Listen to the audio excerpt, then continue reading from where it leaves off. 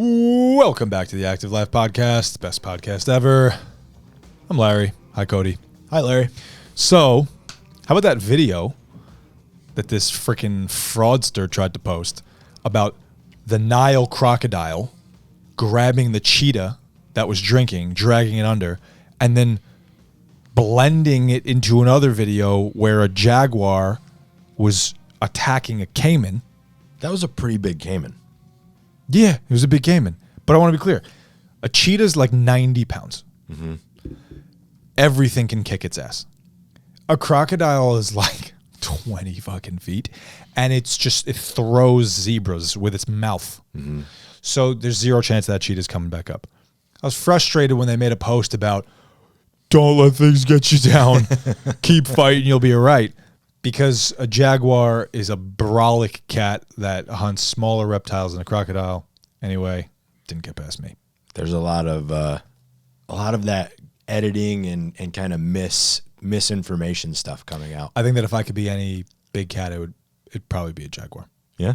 I mean, it's just like the apex of the Amazon, man. Pretty good gig. Yeah?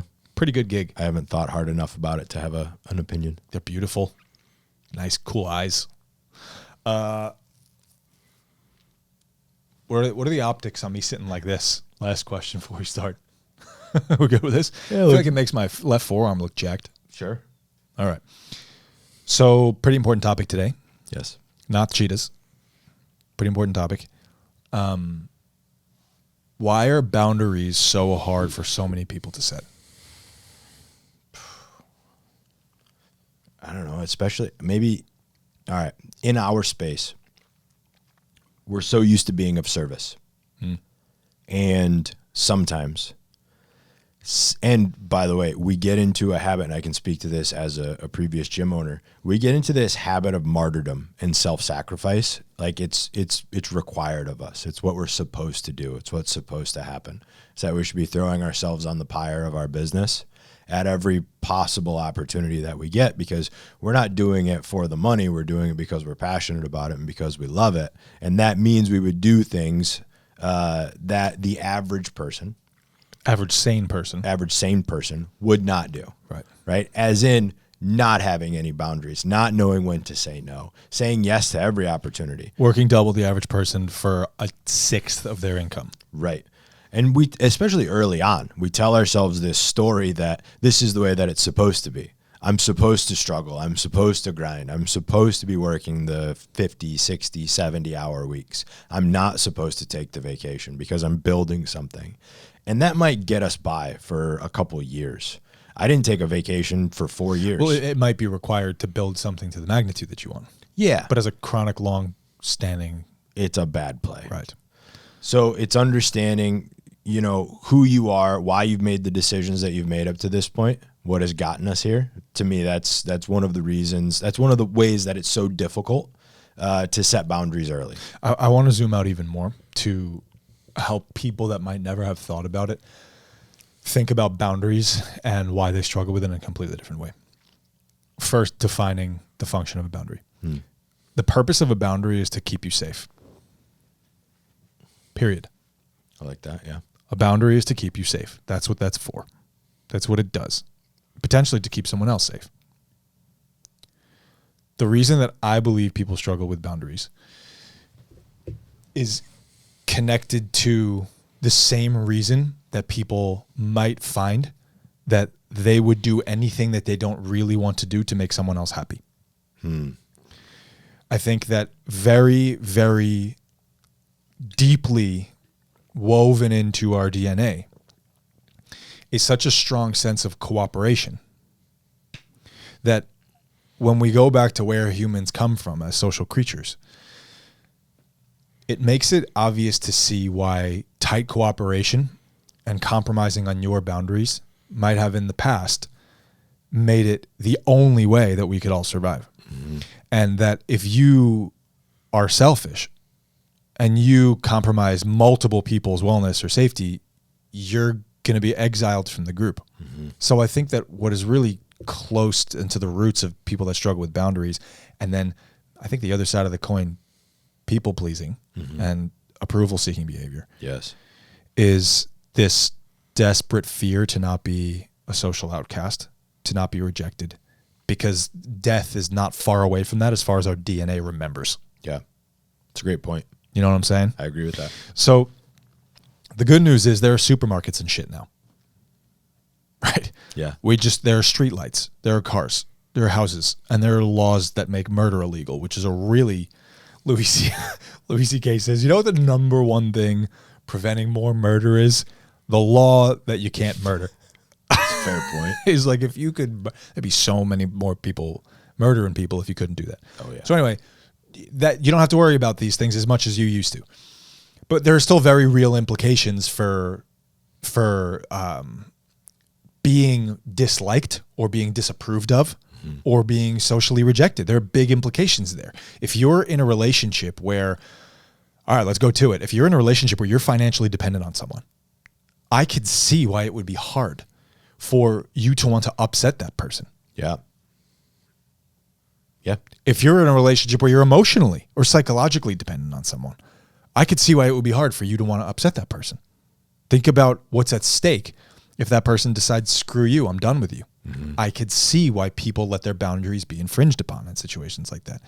I think that most people are in less dire situations, but we still have the same tendencies. And we find small ways throughout the day where these things turn into big fears. And so I think that starting to understand that boundaries protect ourselves and ultimately allow us to have a much higher quality and a higher level of relationship, of life in general, of pursuit, it gives us reason to want to set them.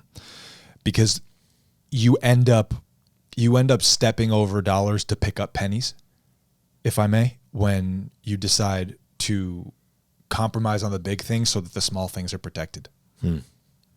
What's a practical example? So you've talked to a lot of ALPs, ALPCs. You've talked to a lot of people interested in continuing their coaching journey. What's a trend? What's something that you've seen over the last couple of years that is an example of one of these boundaries that's pretty porous? Sure. Well, I'll start with what I struggled with, and then I thought that I was one of few. And after having mentored hundreds and hundreds and hundreds of people that are doing what I was doing, I realized that a lot of people struggle with it. An easy one is constant late cancellations and rescheduling. From the client. Yeah. Yeah. Constant. I never know what my week's going to look like because how many sessions do you do a week? It varies a lot. Why? Oh, because, I got a lot of clients that reschedule or cancel. Huh. That's the system of your business right now. And it is. That's the system. I think that's an easy example of what it actually looked like. How would you set a boundary around that? Well, how did you? I imagine you did.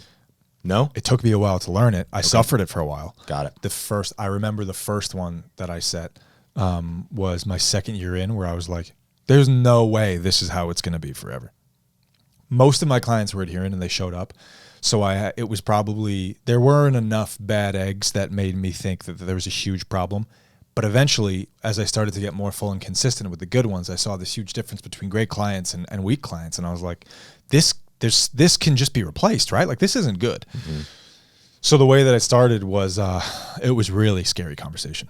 I remember being very, very nervous before this conversation because I liked this person, but it was just at the point where I was like, I'm being disrespected. Like, this is just disrespectful. And I can tell that this person probably does this everywhere. And it's just okay everywhere else. And I'm the next place where it's okay. And I don't want it to be okay for me. So I remember that this person was coming up the stairs and I was going to meet them in this, in the office upstairs of the 2-floor gym I was in. And I was waiting there with my portfolio, with their program ready. And I was just absolutely, I was on the cusp of sweating profusely, but I was holding that back. But I was choked up a little bit, right? I was really worried. I was hot. I was worried about how the whole thing was going to go because I didn't want this person to just flip out and just decide, screw you forever. But I think that there was a small voice in me that understood, like, if they do, it's going to hurt. I'm going to be okay from that hurt. And I'm going to be better on the other side of replacing that with someone that actually respects my time. So I think deep inside, knowing that and accepting that carried me through the whole thing. So they showed up 6 minutes late, as they almost always did. And I was, after like 5 or 10 seconds of small talk, just because I couldn't just jump right into it then, I think I said something along the lines of like, him and I realized that I'm not going to be able to keep this time for our sessions anymore if it's not a time that you know that you can consistently make. And this person was immediately very, very apologetic. And like, it was basically, he was just like waiting to be called out on it, you know? It was like, I know, I'm really sorry. Like, I know I need to do better with this stuff. I struggle with it. I'll be on time. And to this person's credit, on the other side, they almost always were on the other side of that. Great. It was a much smaller deal than I thought it was going to be. It was one of the biggest senses of reliefs that I had in my career. That was a huge milestone, right? Because I realized that, I can do this wherever it's really important that it's done. Mm-hmm. And that first rep was really bashing my face through the brick wall, and then it was good. That's how I would set a time around that. So without stuttering through it like I did, it's letting the other person understand, I really want to make sure I'm giving you quality attention, and I put a lot of time and energy into making sure that I do. Is this a time that you can see yourself making consistently, or do we need to look for a different time? Because I don't want you to be rushed to something that you feel like you're frantic about trying to make. I'd rather there be a time that we both know that we can commit to. I love how you gave the charitable assumption, even in that question, because you did not say, hey, is this something that you actually want to do? Yeah, no, of course not. Of course not. I love that, because that's where my mind goes, is like hey, is this a priority for you? Yeah. I appreciate the term charitable assumption. I've never heard of that. And I'm always seeking to do that. Because I always have to give people the benefit of the doubt. I don't know what's going on all the time. My clients share a lot with me, but I don't know everything. Like, give them the opportunity.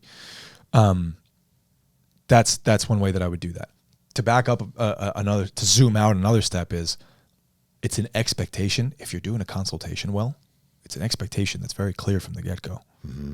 The better you get at consultation before you even choose to enroll someone, the more boundaries you can set in place. The more clearly you establish expectations up front, the better it's going to be. And you have less fixing to do. What would be an example of how you would articulate that in a consultation?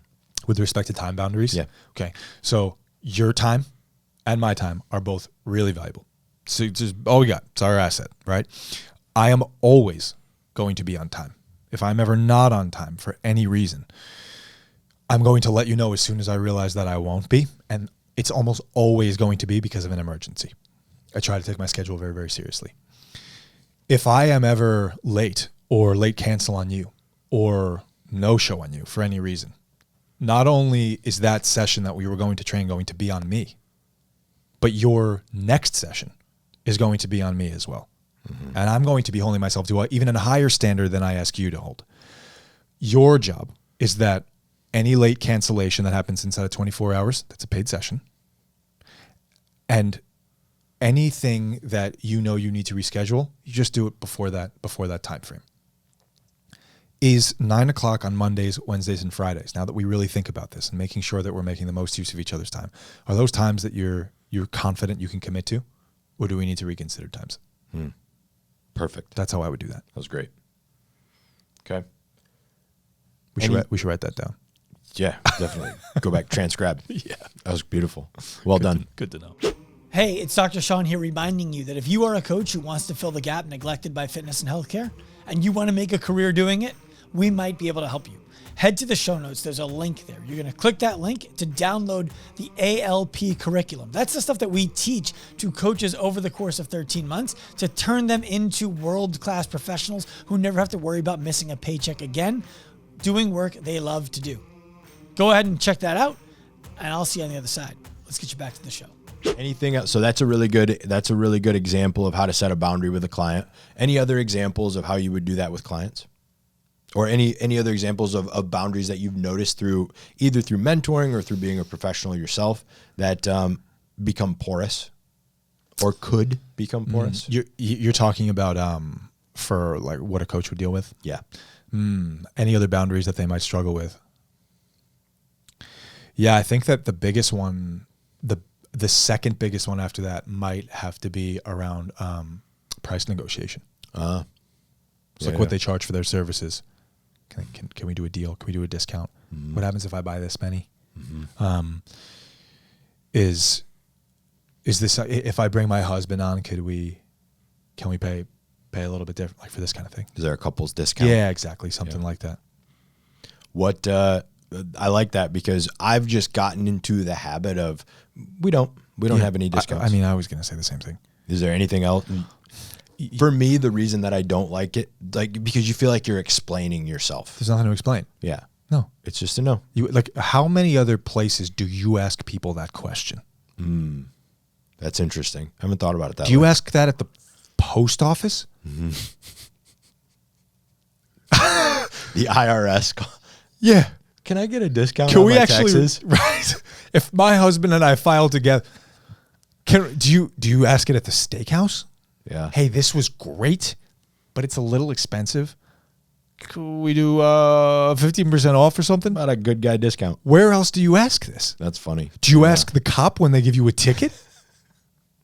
Do you ask your doctor? Who else do you ask this of? I hadn't thought about it that way. So it's almost like it's an expectation in the industry that's been set. Yes. The reason it's an expectation in the industry is because most of the industry sucks. So people come into it with that. Yeah. They've probably had the experience before. They know somebody. And they're like, yeah, if you They've guys sign probably up gotten together. discounts from their last 3 trainers. Yeah. Yeah. There was a student that I was enrolling. I think it was probably 8 months or so now. 8 months ago or so. And I was like, any other questions or ready to rock and roll? And he was like, yep, got a few questions. Asked me this. He asked me like 4 or 5 very, very simple questions to that. And then the last question he asked, he was like, anything we could do about the price? I said, no. He said, all right. I just always like to ask. You never know what someone's going to say. And I just thought about all the people that he's asked that to who said, I guess, what do you need? Yeah.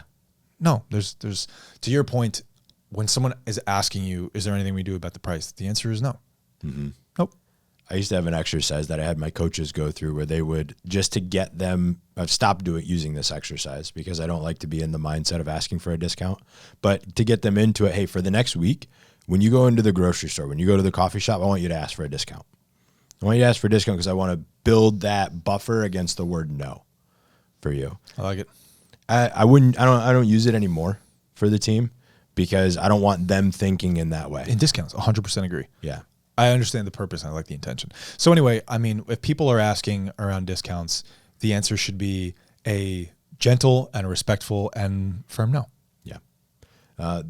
Another example that comes up for me that you had brought up before we started recording is starting a relationship that's uninspiring because you'll get something from it. Oh, man.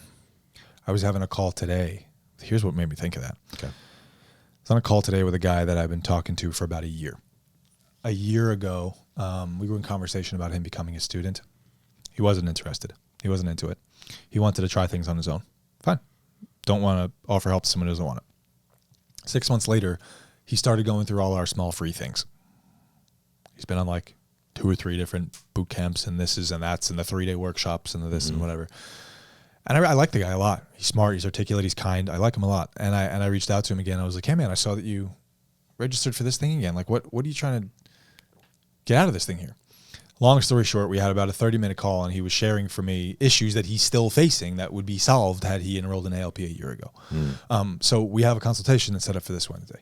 But one of the things that I realized that he was doing that he said he was still struggling with is 70% of his clients he's becoming very confident about enrolling because he's finding alignment and energy and criteria for a fit much better than he used to. Great. The 30% of his clients that remain, he's completely unsure about what he should do with them and whether or not he should enroll them because they present with these yellow flags that he doesn't know what to do with. And so I talked about your process and of disqualification and qualification, this, that, and the other thing. And I was like, dude, we don't end up with these headaches. The reason we don't end up with these headaches is because we don't sign up for them. Right. And so what he was talking about was, I just don't want to say no to someone because I want to protect the relationship. And I was like, okay, hold on a second. You're engaged, right? Yeah. You guys are going to get married, right? Yep. You want kids, right? Yep. Okay. Let's say that you got a 2-year-old and your best friend that you've known, not your best friend, a really good friend that you started being friends with when you were 15 is a drug addict and an alcoholic. And he gets kicked out of his house because his girlfriend calls the cops on him. They're like, you're done. He's like, ah, shit. and he asks you to stay on his couch for a week to get on his feet, and you say yes, of course. 6 weeks later, if he's still in your house, are you going to let him to continue to stay there because you're worried about protecting the relationship? He was like, absolutely not. I was like, well, you're doing that with all of your clients right now. Wow. With all of them. You're taking on something that is 75% good, 25% toxic, because you'd rather have the 75% nothing, and you're incurring the cost of the toxicity that's very hard to measure. Oh, man. Well, the thought that 25% bleeds into everything else. Should write that down too. Yeah. The thought that 25% bleeds into everything else as well. Like, if you take a rotten piece of fruit and you put it in a perfectly good bowl of fruit, it's not that piece of fruit becomes better by being around all of the good fruit. It rots everything around it. Dude, well, that happens by the time you get the blueberries home from the store. Yeah. That's so annoying, right? That 25%, it's good to think about. 5 moldy blackberries in a jar of 18 blackberries. What am I supposed to do? I'm throwing away 18 blackberries. That's what I'm doing. I'm probably picking out 5 or 6. Okay. But it's a bummer. Yeah. Well, it creates a downstream effect, and it might not be tomorrow or the next day, but you start to, in my imagination, you start to be less inspired, because let's say that you have that session with that person, and then you have the person right after that you really love to work with. You're going to come off of the energy of being with the person and show up worse for them. Look, I don't want to get weird here. Who am I kidding? Yes, I do. But when you are out of integrity with a boundary like this. Like you just know. How do I know? You feel it. You feel it. Your body tells you when you're doing the wrong thing every time. And I think that a lot of us have done a very good job of numbing ourselves to what our bodies are telling us and what our intuitions and our guts are telling us. Like, you know. And so if you make a decision and it doesn't feel awesome, you did the wrong thing. Did the wrong thing. If the idea of taking someone on feels off, it's probably the wrong thing. What are some yellow flags that someone could look for or listen for in those early conversations that would let them know this might be the wrong person? Can you go first? Yeah, the first thing that pops up in my mind is if somebody says something like, I'd like to try it and see how it goes. Oh, yeah. 100%. That's a red flag for me. Well, what does that mean? Because there are people listening here that are like, oh, people say that shit to me all the time. Like, what? So if we're in the consultation, for example, over at the flagship, and somebody says that, I'm like, okay, I appreciate that. We would never work with someone, because typically we sell our sessions 12 at a time, right? So somebody says, I want to try it and see how it goes. They want to work for 12 sessions, and they want to make a decision after the first 12 on whether it's valuable for them to continue. Okay.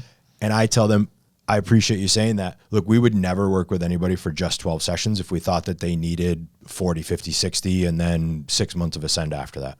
So before we even have a conversation about moving forward together, let's get really clear around what success after 12 sessions would look like, so that I know, the professional knows what needs to be true for us to continue moving forward together when these first 12 are done. Because we're going to be programming, we're going to be planning with 6 months, 8 months, 12 months, and 18 months down the line. We wouldn't want you to be gauging success or failure after 12, because you're going to expect us to do things that we're not going to do. Or even worse, the professional might start to do things and program things just to keep you around for the next 12 that they wouldn't normally plan for or program if they were thinking 6, 8, 12 months down the line. So if we're going to go down this route, let's make sure that we have clarity around what success after 12 looks like. And if we can't define any success criteria, or the success criteria that they have articulated are out of alignment with what I think we can do, we just say there's nothing for us to do here. And I do that by saying, okay, there isn't a path forward for us right now. So what I think we should do is I want you to take all of the information that we talked about. I want you to go home and think about it. We will get back together in the next couple of days, what it's a good time for you, and then we'll get on a follow-up call. Nice. And I think that there are people listening here that say, I admire and appreciate the confidence with which you're drawing that boundary. And I wish I could do that. And I'm afraid, because what if they decide they don't want to work with me? And the person in this position is, I imagine, imagining incurring one of two costs, if not both. One, the social and psychological repercussions of someone deciding, I don't want to move forward with you. The second is the financial repercussion of deciding that. And I think the financial one is one that probably drives people to take people on that they shouldn't work with the most. How is it that would you say, I'll just share what I've observed, you tell me if this is true. It is because that's how you've been doing things that the flagship is profitable. It's because of how you've been doing this that coaches are full. It's because of how you've been doing this that the average quality of client is very, very high. Would you agree with these things? It's not like we get to turn people away because we crushed it. It's we crush it because we turn people away. Yeah. Well, look, we learned those lessons over the first 4 to 6 months in operations as we started saying yes to people because we didn't build out this robust process in the beginning. We were learning and we said yes to people that we shouldn't have been working with. And over the first 6 months, we lost 50% of the clients who had enrolled. More than 50%. It was probably like 56% of the clients, all of the clients who had enrolled. And so we had to take the long, hard look and say, okay, what's worse? What's worse? Damaging our reputation in the marketplace by having people work with us for 12 sessions and then being like, yeah, it was just okay. I didn't really like it. And the reason that they said that is because they weren't actually a good fit to work with us in the first place, because we didn't have the clearly defined, here's what needs to be true. Or is it better for us to say, you know what, we're not going to be the best fit to help you. Let me refer you to someone else locally that I think is going to be a better fit. Yep. Okay. What else? Is there an example that you have or anything that came up around that uninspiring relationship? What was the question? I started thinking about Jaguars again. So starting that relationship, we were talking about the uninspiring relationship where you start with it and you know that because of you're going to get something from it. Right. But you go into the relationship anyway, knowing that you shouldn't. Yeah. So we're talking about relationship boundaries. Yeah. Well, another one is, I think anytime there is a social influence that is asking of you something that you don't think is healthy for you to provide, whether that's time, whether that's consuming something, whether that's being associated with another person. I think that a lot of times we are asked of in ways that we acquiesce when we would do better to say no. I can see that. And I think that it all circles back to the same fears. Like, what are the social consequences of me saying no and doing what's good for me? Right. Being ostracized from the tribe. Yeah. Yeah. This was helpful for me. Any closing thoughts? Yeah. Not what you think it's going to be. Believe that. Yeah. Did you by any chance have those beautiful leaflets of animals that fit into a binder where it showed a big picture of the animal? This is being a 90s kid. It shows a big picture of the animal on the front with a couple of facts and the name and the range where it lives, and then you open it up and it's just 2 pages of just killer pictures and facts about these animals. No. Dude, they stopped making them, and I found a complete set on Etsy. I was talking to Jess at the flagship about this. She's like, I don't know anything about animals. I was like, well, I started looking, found a complete set because mine were lost in Hurricane Sandy. This is what I was doing instead of making friends when I was 6. Got them, and we're going to revisit that. And I realized that I would say anywhere from 5 to 10% of the animals that I used to look at are probably extinct now. Wow. How crazy is that? Nuts. Thank you for that. You're welcome. See ya. See you out there. I hope you enjoyed that episode of the Active Life podcast. If you did, please head to wherever you listen and leave us that 5-star rating. It really does go a long way. 5 stars goes a long way. Please leave them. If you're interested in working with us as a coach, remember, we help coaches from around the world build fulfilling careers, working with clients they're inspired to help so they never have to worry about being able to pay your bills again. No one's ever going to ask you if you are going to get a real job when you work with Active Life. All you have to do, head into the show notes, click the link that you find there, download our curriculum. That will give you a feel for what it is going to take for you to be successful. A team member of ours will reach out to you to find out if it's a fit for us to work together. Till the next show, turn pro.